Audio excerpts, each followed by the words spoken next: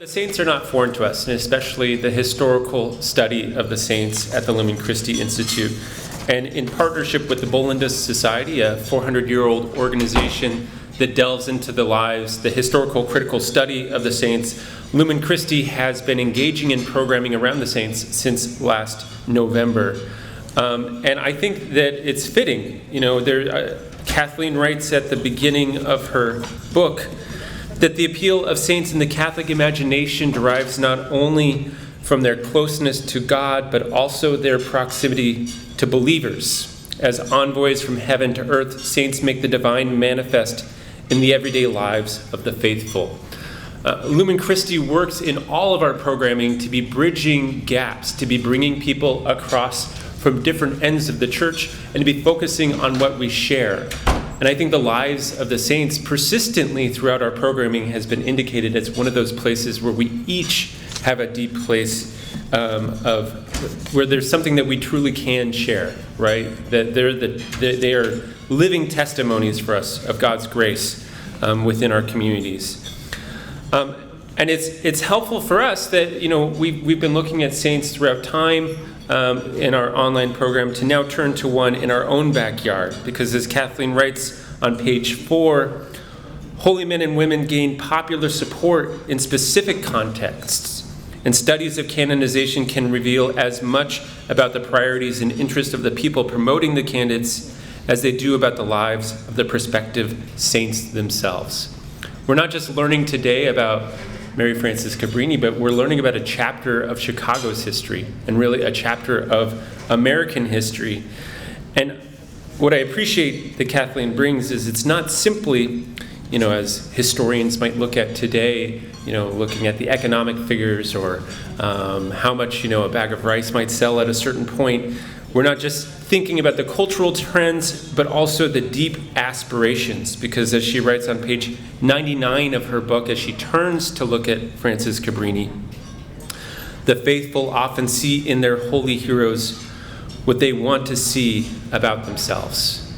We're really looking at what aspirations were driving Chicagoans and indeed Americans. So it's exciting to introduce to you our speaker tonight. Our speaker today, this afternoon. Kathleen Sprows Cummings is the William W. and Anna Jean Couchois Director of the Couchois Center for the Study of American Catholicism at the University of Notre Dame, where she is also Professor of American Studies and History at Notre Dame. She is an accomplished scholar, having also written New Women of the Old Faith, Gender and American Catholicism in the Progressive American Century, Progressive Era, published by University of North Carolina Press in 2009, and published 2 edited volumes, Catholics in the American Century, Recasting Narratives of U.S. History, Cornell University Press in 2012, and Catholics in the Vatican II Era, Local Histories of a Global Event, Cambridge University Press in 2017. She is a public scholar, appearing on NBC's live coverage of the conclave in March 2013, the canonizations of Pope John Paul II and John the 23rd in April of 2014, and the papal visit to the United States in September 2015. She's a close friend of the Institute, and we've actually been in conversation about trying to put on this event for about 2 years, it seems, with a small hiccup that happened in the middle. So it's a delight for me to welcome her to our truly first public in-person event here at the Lumen Christi Institute. So Kathleen, I welcome you to the stage, and thank you very much. Thank you so much for that introduction, Michael, and for the invitation. I am absolutely delighted to be here. I'm grateful to Lumen Christi, to the sponsors of this event, to Mark, and all who helped plan it, and to all of you. And I realize I'm in an enviable position. Everybody is just so happy to be out. I could give an absolutely terrible talk, and it would just be remembered as a wonderful event. So I'm going to just soak that in. It is wonderful to be back with other people, and not, although I know that we're also hybrid, so welcome to those people as well. And I must say, it is just a particular pleasure to talk about a saint, a historical figure who has become very dear to me over the many years I spent researching her life and her path to becoming a canonized saint. My book is actually about all the causes for canonization introduced from the United States between 1880 and until now. But the only one to get a chapter of her own is Frances Cabrini.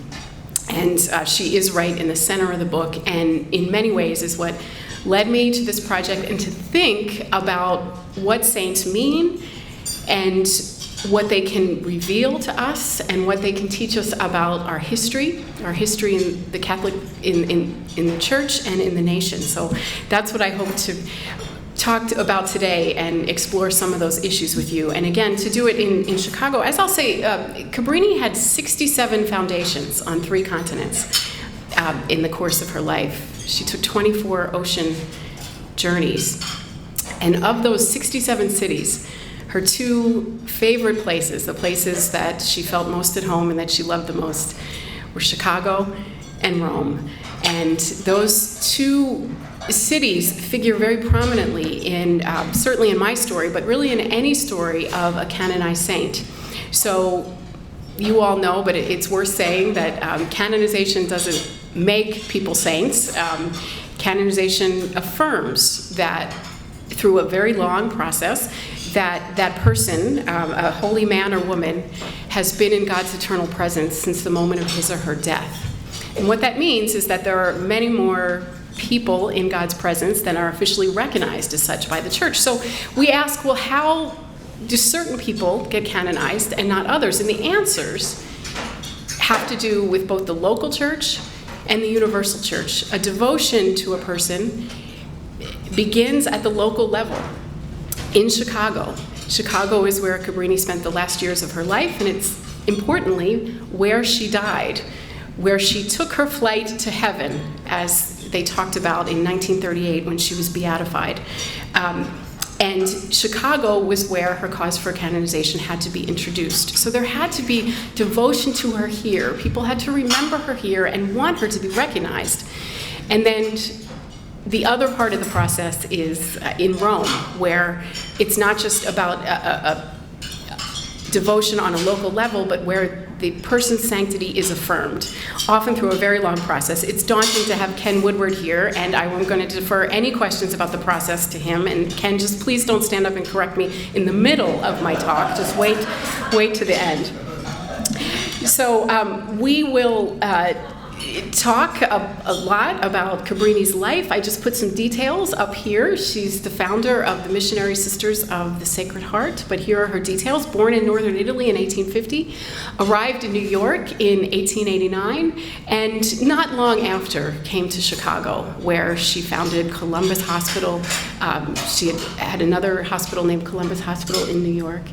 And as I've said, it's very important that this is where she died.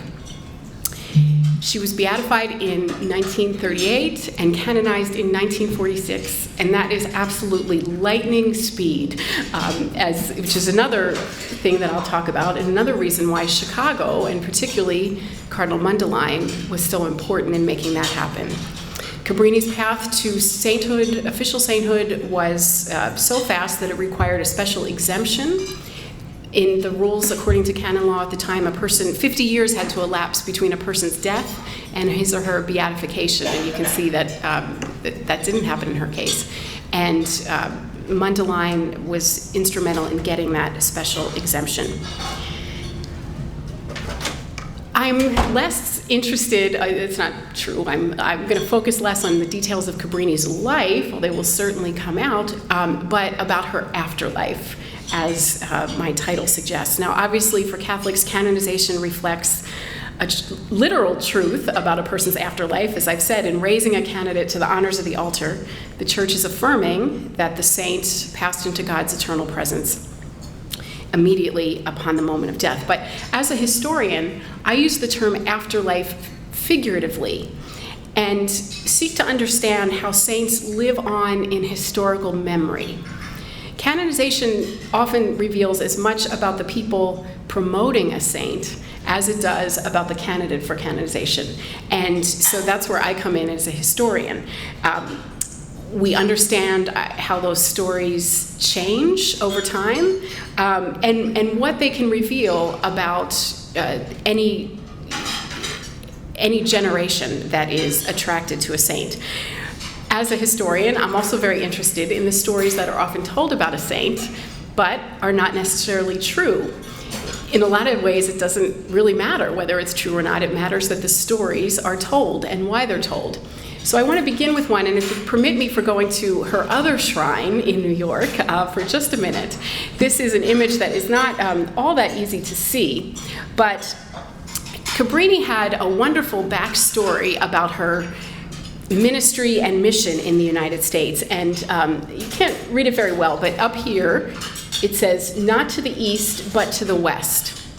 This is a phrase that appears repeatedly in stories about Frances Cabrini, and here's how the story is often told. Cabrini had from her childhood dreamed of serving as a missionary to Asia. But at the urging of Italy's Bishop Charles, Northern Italy's Bishop Charles Scalabrini and New York's Michael Corrigan, Cabrini began to contemplate a different destination, New York, where a rapidly growing population of Italian immigrants was in need of Italian-speaking priests and sisters. So as the story goes, Cabrini went to Rome and decided to ask Pope Leo XIII what she should do. So she has her childhood dream of going to Asia, and then there's this clear need in New York. So as the story goes, she knelt before Pope Leo. You can see her there, it's depicted there, in the fall of 1887, and said, "What shall I do, Your Holiness?"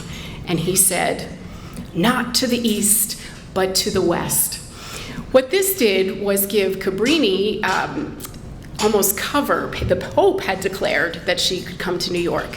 But what it did in terms of her canonization is it affirmed that God had destined Frances Cabrini, particularly for the United States. It's a great story, and it makes its way into every sketch that's published of Cabrini in the United States.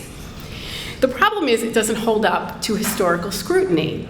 When you look at the sources, we know that by the time Cabrini met with Pope Leo in 1887, she did meet with him, she had already booked her travel to New York City the following spring, the travel for herself and for several other sisters, and had begun instruction in English. She knew darn well she was going to New York, but the story was that it was the Pope that sent her. So what this did for Catholics in the United States, and particularly here in Chicago, showed that nothing short of papal intervention and God's divine intervention showed that she was destined for the ethnic enclaves of the United States, as opposed to, as the Chicago New World put it in 1938, the more romantic fields of China and Asia. The New World said that it was divinely ordained that Cabrini would work out her destiny, not among pagodas, but skyscrapers. And that's the image that I want to spend some time with here, this wonderful image, which is part of the Works Progress Administration initiative in the New Deal, painted by an artist named Robert Smith, that situates Cabrini right here in Chicago, in the elevated, right near the L. And this was an image that was widely distributed in the 1930s as Cabrini's cause was moving forward, and was particularly reproduced in 1942, which was the 25th anniversary of her death, which was celebrated quite exuberantly here in Chicago. So this is not the only Chicago site. As I said, her shrine, I hope if you haven't gone to her shrine in Chicago, you will do so. And she founded schools and hospitals. Here's a better colorized image of the shrine. When Cabrini was beatified in 1938, sisters, Missionary Sisters of the Sacred Heart from her foundations in the West, from Seattle, from Denver, and Los Angeles, all converged here in Chicago, and they spent time in the room where she died. And from Chicago, they traveled in a reserved railroad car to New York, accompanied by Cardinal Mundelein, visited Cabrini's remains at Mother Cabrini High School in the northern tip of Manhattan, and then went on to a wonderful pilgrimage to the beatification. Because of the short interval between Cabrini's death and beatification, Cardinal Mundelein had the unprecedented honor of presiding at a Mass of Beatification for a person whose funeral he had also presided at. That had never happened before. And it's one of the most wonderful things of all the archival research I did for this project was to read about the actual correspondence between Mundelein and Cabrini before she died, and then to see 2 decades later how he was her primary advocate, as I'll talk about, for becoming a canonized saint. He did not live to see her canonization in 1946, but he was there for her beatification.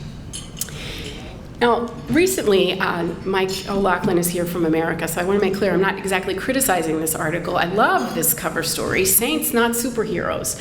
And it's certainly, the point of it is that saints can be our friends, and this is something I have certainly found. Mother Cabrini is one of my closest friends, I feel.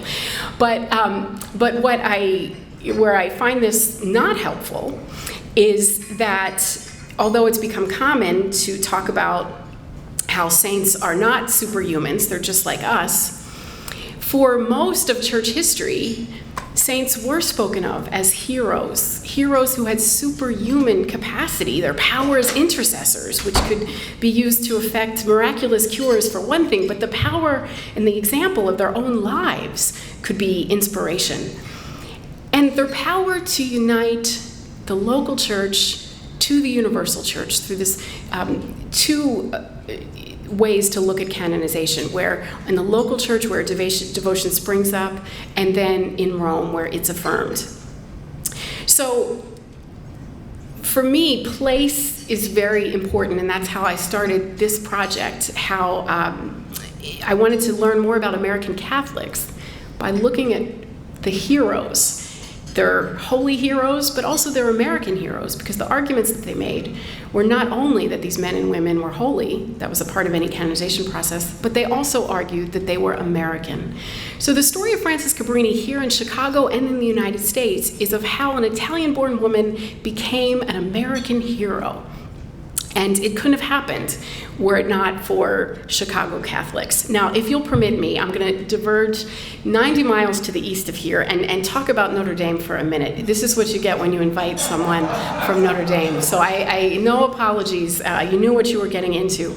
But I want to situate the beginning of U.S. Catholics saint-seeking, so not saint-making, but saint-seeking, the search for a saint in the 1880s. So I want to go to Rome briefly. This is a shot from Piazza di Spagna in Rome, and it's right in front of Propaganda Fide, which is the Vatican dicastery charged with mission territories in the United States. The United States was classified as mission territory by the Catholic Church until 1908. Yeah, I know. Sometimes I do a little, does anybody want to guess? So Cabrini and all missionaries who traveled to the United States under the auspices of the Catholic Church would have been subject to the authority of Propaganda Fide. And it's one of the reasons why Cabrini went to Rome so much, one of the very few women that did so. Father Edward Sorin, the founder of Notre Dame, went to Rome like a million times in his lifetime. He was always going back and forth. And it's telling, so this statue here is the column of the Immaculate Conception. When Notre Dame's main building burned down in 1879, Father Sorin decided to model the iconic statue of Our Blessed Mother on top of the Golden Dome on the statue in Rome. And this is a really fascinating story because Our Lady of the Immaculate Conception was declared the patron of the United States by U.S. bishops in 1846. So when you read a lot of Notre Dame history, we hear about, Father Sorin was so American, so he chose the patron of the United States. But yet it's modeled on a statue in Rome, right in front of Propaganda Fide. So it's uniting the local and the universal. It's a connection to Rome in ways that I don't think we've fully understood. To give another example from Notre Dame, the perhaps presumptuously self-proclaimed highest honor an American Catholic can receive, the Laetare Medal, was first awarded in 1883. And it was devised as a way for U.S. Catholics to recognize a layperson After Vatican II, it could go to a religious, but it was intended as only for laymen or women. A layperson who had helped advance the Catholic Church in America, and it was modeled on a papal honor called the Golden Rose. So here again, it's an American initiative. It's designed to underscore what U.S. Catholics are doing, but it's modeled on an initiative in Rome. U.S. Catholics in the 19th century had to walk a tightrope because that connection to Rome was, after all, one of the things that made them seem so un-American to many. It was a cause of anti-Catholicism, but yet it was important to them. So it was this balance. And saints are, the search for an American saint reflects these same dynamics. Okay, I'll stop talking about Notre Dame now. I want to go to Baltimore in 1884, where U.S. bishops gathered for the Third Plenary Council in 1884. A really important meeting of U.S. bishops back when they didn't meet every year. They met only once in a while. This was the Third Plenary Council. And among the many things that happened there, Cardinal James Gibbons, Archbishop Gibbons at the time, sent a petition to Pope Leo XIII, signed on behalf of all U.S. bishops, asking him to initiate the causes of Tekakwitha, a native convert to Catholicism, as well as 2 Jesuit missionaries who had been martyred in New France in the 1640s. I've highlighted some pieces here in the letter that show why U.S. bishops wanted a saint. They would show that having models of holiness drawn from their midst, that proximity that Michael mentioned, that we're so interested in, would inspire the devotion of Catholics in this country and afford it native patrons. U.S. Catholics greeted the news that this petition had been sent with great enthusiasm. Writing in the Catholic World, one Catholic lawyer said that this is an important step in creating a national identity for U.S. Catholics, who, after all, are still are considered the missions. What is a nation without patrons or shrines, this Catholic lawyer wrote. And he wrote that this petition represented that answer. Once these Americans were beatified, Catholics in Canada and the United States would have the Irish equivalent of St. Patrick or Bridget, or the French analog of Louis or Geneviève. And now non-Catholic Americans had quite a different reaction. They were concerned about what it meant that there would be an American saint. Wasn't that even a contradiction in terms? This kind of vitriol came as no surprise to John Gilmary Shea, who incidentally won the first Laetare Medal in 1883. There, I did it, had to work Notre Dame in one more time. But the reason he was selected as the Laetare Medalist in 1883 is that he was a historian who very self-consciously wanted to write about the role Catholics had played in American history. And he wanted to write what he called the Catholic pages of American history. He knew that in seeking to elevate one of their own to the altars of sainthood, Catholics in both Canada and the United States would have to contend with a daunting and costly process, the modern process of canonization, but also with a Protestant supremacy. Many outspoken anti-Catholics reserved a special scorn for sainthood. Again, like the connection to Rome, it was the saints that made Catholics seem so strange and so unfamiliar and so un-American. Aware of the manifest contempt with which many of their fellow citizens viewed saints and saint-making, some U.S. Catholics despaired of ever securing a national patron. The fact that canonization smacks too much of Rome, one woman observed, made it impossible for U.S. Catholics even to venerate the old saints properly, let alone try to launch a cause of a new one from there. But by the late 19th century, an increasing number of U.S. Catholics began to argue precisely the opposite, that in proposing a saint of their own, they could not only demonstrate that holiness had been incarnated on American soil, but would also help advertise the ways that Catholics had been American. John Gilmary Shea argued that actually all the material that was needed to propose a cause could actually help U.S. Catholics weave their religious story more seamlessly into the American fabric.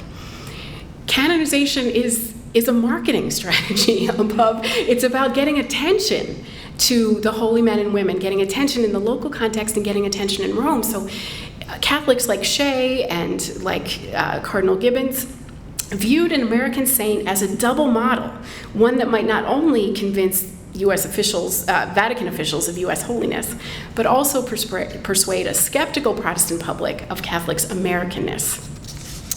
Cardinal Gibbons talked about other saints as well. He claimed, this is one of those things that it's often repeated, but it's not actually true. He was saying Mass at Elizabeth Ann Seton Shrine in Emmitsburg, Maryland, and he claimed to have been inspired to open her cause for canonization. So I just had this wonderful inspiration from heaven that her cause should be opened, because he said American saints are very rare birds. He had been working to advance her cause and the cause of others for years, but it's a story. It's a good story. Elizabeth Ann Seton is not a story I'll tell today, although that's also a great story. She did not have Cabrini's connections to Rome, and consequently it took her a much longer time to reach canonization. Now, in proposing national patrons, prospective patrons, Cardinal Gibbons and all of them were well aware that Our Lady of the Immaculate Conception had been named the patron. The Blessed Mother, under that title, had been named and remains the patron of the United States. But this was a different thing. Nobody was suggesting that Mary had actually walked on American soil. This was about a person who had lived and labored and died, as John Gomerich said, among us, would be raised to the honors of the altar. They also knew that technically the United States was under the patronage of Rose of Lima, canonized in 1671 as the patron of all the Americas, the whole thing, from the tip of South America all the way up. But Gibbons and others argued that most U.S. Catholics were not only unaware of Rose's patronage, but they needed a Rose of their own. This affected the way that Philippine Duchesne, who's religious of the Sacred Heart, have a significant presence in Chicago. She was called Philippine in her life, but when her cause was opened again in the 1880s, they talked about her as the Rose of Missouri.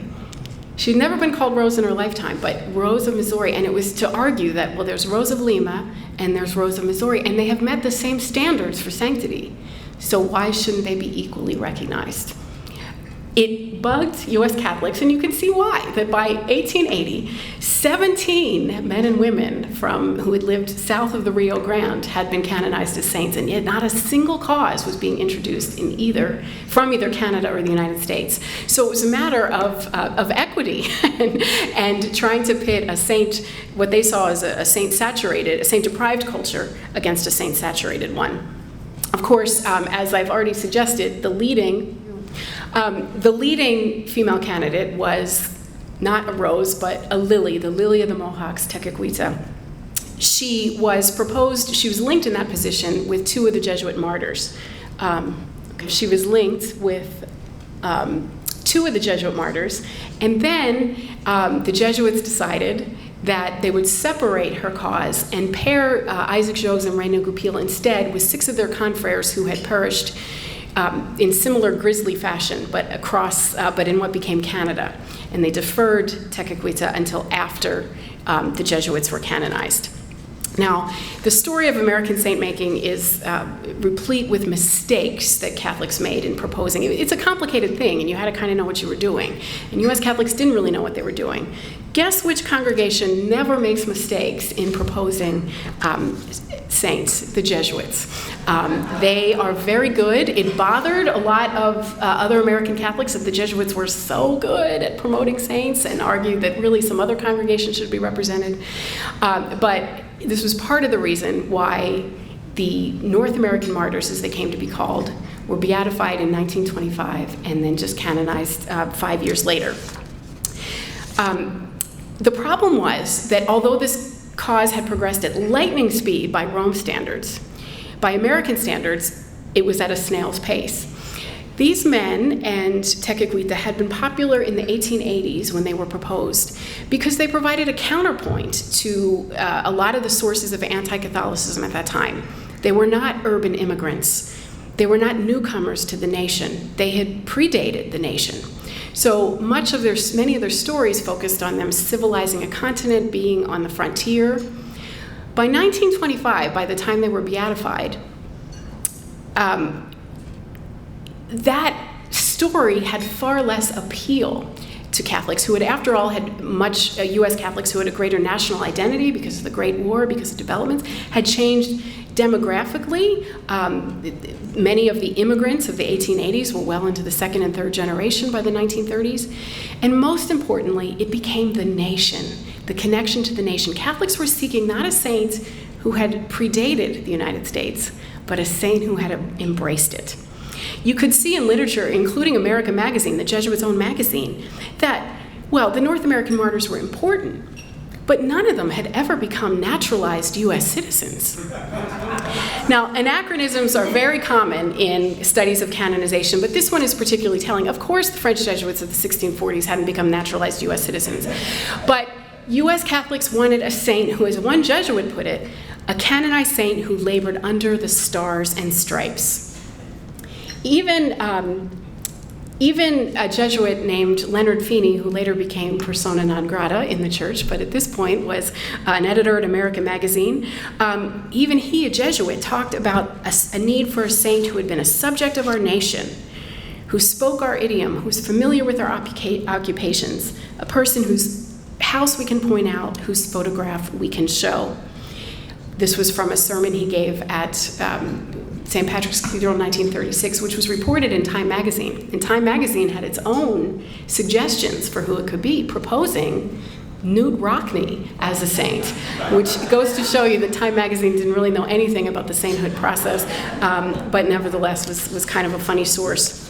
Now, Feeney's favorite candidate at this time was Elizabeth Ann Seton. He published a biography of her in 1939 in which he talked about her, she would be the first American saint in the American manner. Seton also had in her favor that she was a distant cousin of the President of the United States at that time, and FDR mentioned her name whenever he spoke to Catholic audiences. I prefer to think he did that because he genuinely had an interest in her story. Not that he was trying to get Catholic voters, but I don't know. And when Eugenio Pacelli visited the United States in October of 1936, the apostolic delegate did accompany him and tried to whisper in his ear to kind of get Seton's cause going. But of course, the people, the prelates that I'm most interested in, here's Cardinal Amleto Cicognani again, who was the apostolic delegate, papal representative in the United States, pictured with Cardinal Mundelein. And it's these two that really, in their collaboration, made Cabrini's beatification happen.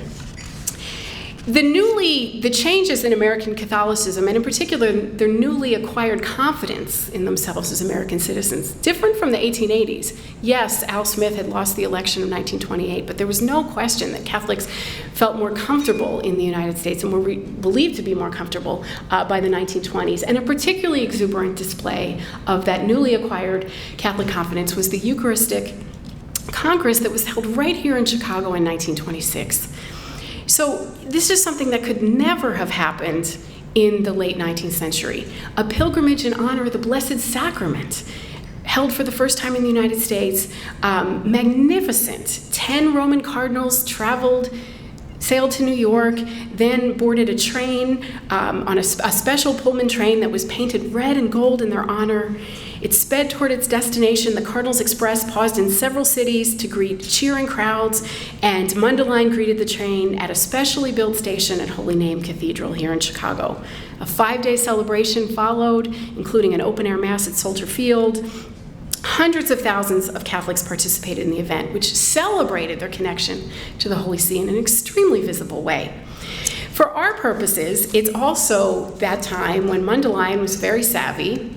Cabrini had died 8 years before, but he also used this moment to kind of corner the apostolic delegate at the time, the predecessor of Cicognani, and say, how can we get her cause going? He knew it had to be started from Chicago. So the Eucharistic Congress was the moment, that connection between the Universal Church in Rome and the local here in Chicago, that it was moved forward. Cicconani became an advocate, although it's very interesting. He thought of Cabrini very much as an Italian, which she was. He presided over the exhumation of her remains. He was the one that helped secure the exemption for her cause to proceed, even though it didn't meet the 50-year requirement. When we look at, not only in Chicago, but throughout the United States, what comes across in the way that they touted her, it's that proximity. This is from a banner that used that Saint of the Skyscrapers image. It was a poster that was distributed widely in 1942, the 25th anniversary of her death. Cardinal Mundelein was deceased by then, but his successor, Cardinal Stritch, had this to say: "We think of sanctity as being away far off in some distant country, but here, in the heart of this great metropolis, lived Mother Cabrini in just the same conditions of life which we live today. Nothing far off, a saint here in Chicago, in just the same conditions of life that we live today."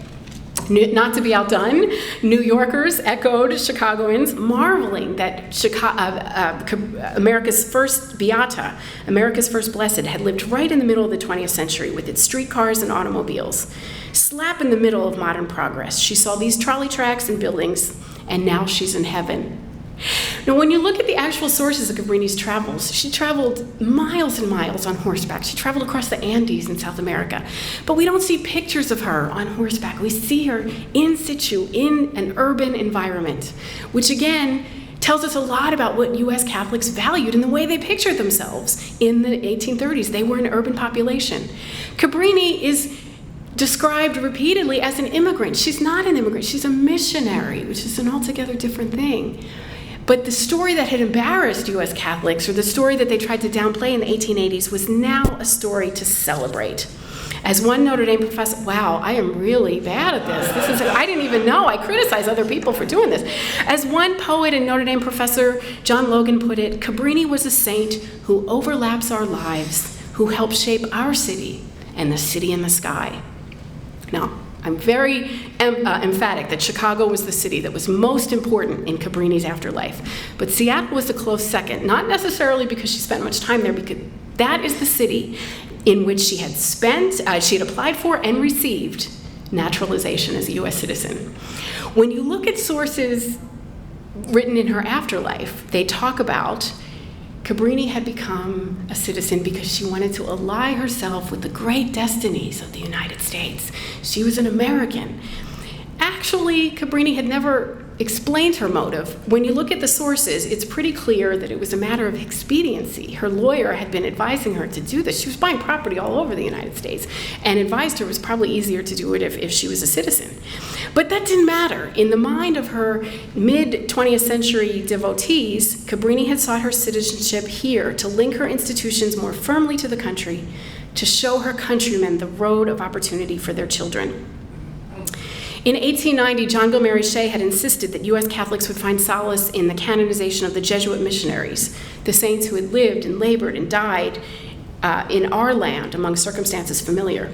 What Shea could not have known was that half a century later, those missionaries would feel almost as distant as Rose of Lima, all the way down there in South America.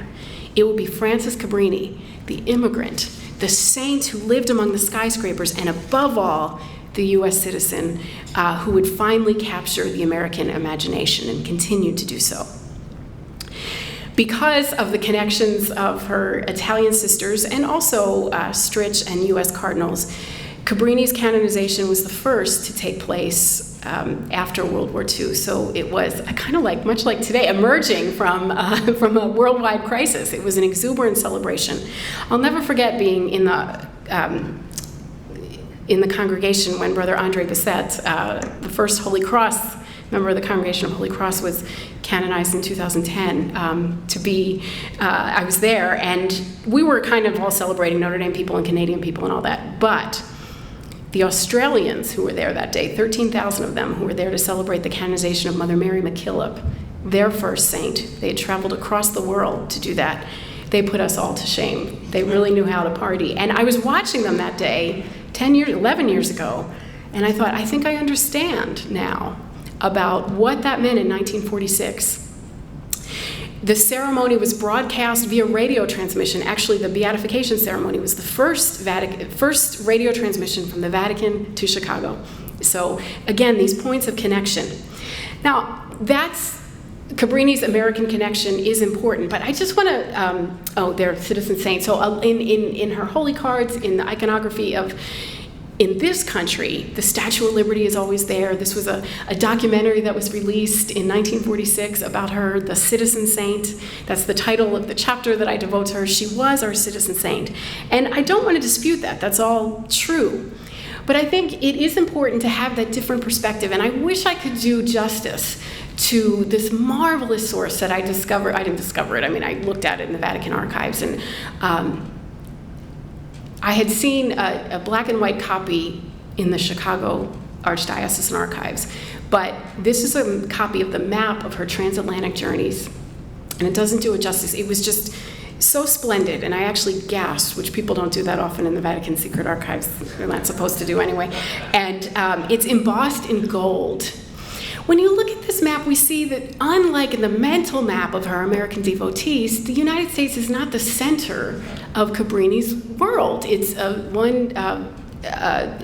one of three vertices on a triangle. And one of the reasons she traveled back and forth, with remarkable access, I should say, for a woman of her day, actually for a woman of any day in the Catholic Church, she had remarkable access to Rome. And that did help her swift progress to canonization. She was undoubtedly connected. I love this. I spent some time trying to figure out some of her own connections. This is just from her house records, just in a single year, the year she came to the United States in 1889, of the people that she received at her congregation's house in Rome. Many of these men and many others, many of these people she knew as a young sister, would in her afterlife be very influential, including Pope Pius XI. She knew him in his previous post. So her Roman connections were important. But what's equally important and equally true is that this was the woman who came from out of nowhere, right? She hadn't even arrived in the United States until 1889, by which time the causes of the Jesuits in Tequita and Elizabeth Ann Seton and Philippine Duchesne were already underway. So she was a late entry into the quest for the first American saint, and she leapfrogged them all to become the first citizen saint. On September 8th, 1850, Pope Pius XII designated Cabrini Patrona degli Emigranti, patroness of the emigrants. And Pius's successors would continue to invoke her under this title, including Pope Francis, who invokes her all the time. Pope Francis knew Cabrini's sisters from Argentina, where they had a foundation. Notably, U.S. English publications, not British English publications, identified Cabrini as the patroness of immigrants. It's a word choice that associates her as a border crosser with the country in which she arrived rather than the country in which she left. It's actually a mistranslation done by people who full well know they're fluent in Italian. But it conforms to how Americans understood her as a person who had been divinely ordained to choose them, who had fallen in love with this country, who wanted to link her destiny. And it suited, if you think about 1946 and the American exceptionalism of emerging from the war as one of two superpowers, it really intensified. And incidentally, galvanized Elizabeth Ann Seton's cause for canonization, because Cabrini was no sooner canonized than Seton supporters said, well, now we need a saint who was born in the United States. There's always another step to that, but that is a story for another day. This again is from the shrine in New York. There she is, mother of immigrants, so associating her with our story. When you read Italian biographies of Cabrini, her U.S. citizenship is never mentioned. I looked for it, believe me. When you look at the images of her in Rome, and this is one that I love from a missionary church in Trastevere, you see there she is at the port again, but there's no Statue of Liberty in sight. Now, Cabrini did, it is true, she wept when she saw the Statue of Liberty the first time, but it's about how saints are remembered. So I'm just going to end by saying that, when I started this project, and I think I talked to Ken Woodward about this, from the Holy See, the perspective is that sanctity is evaluated through very measurable things, like the validity of witness testimony, the authenticity of miracles, the accuracy of the documentation, all the steps. And while the pace of saint-making may ebb and flow, and though the system is subject to adjustment, the criteria for holiness are often presented as timeless, existing apart from time and space. Here's a quote from 1925. "No popular acclaim, no national rivalry can make saints. The process is slow, deliberate, and strictly judicial." I had people at the Congregation for the Causes of the Saints tell me that. I had one tell me, there's no book here. You can't talk about change over time in the way the saints are, because it doesn't change. But when you look at sainthood through the lens of the local church, sanctity is far more fluid and historically contingent. The culture in which we live shapes the saints we embrace. And whether or not causes would succeed depends not only on how well their sanctity pass muster at the center, but how easily their lives could be molded to support U.S. Catholics, American stories that would change as they did. I think it's really significant. Now, there are so many American causes open right now, and including Augustine Tolton, another saint from Chicago. He's one of 5, and soon to be 6, candidates for the first African-American saint. And so timely, that message here. So I think that's another way to look at how this changes. Saints are their stories, and the stories we tell resonates differently in each generation. Although I'll end by saying Cabrini's certainly remains constant. And I have to say that Denver has sort of one-upped Chicago. Colorado has one-upped Chicago in renaming Columbus Day officially Cabrini Day. It's the first paid state holiday named after a woman. They did this last year. I'm just saying that this might be something that Chicago can do more, and Chicago does so much to honor her. But I think she remains a compelling national figure. This woman who is more accurately understood as a global citizen. Again, not words that would have been applied to her in her lifetime, but when you look at this map, but her special resonance in the United States, and particularly here in Chicago, is a wonderful thing to celebrate, and I'm so happy to be able to do that with you today. Thank you.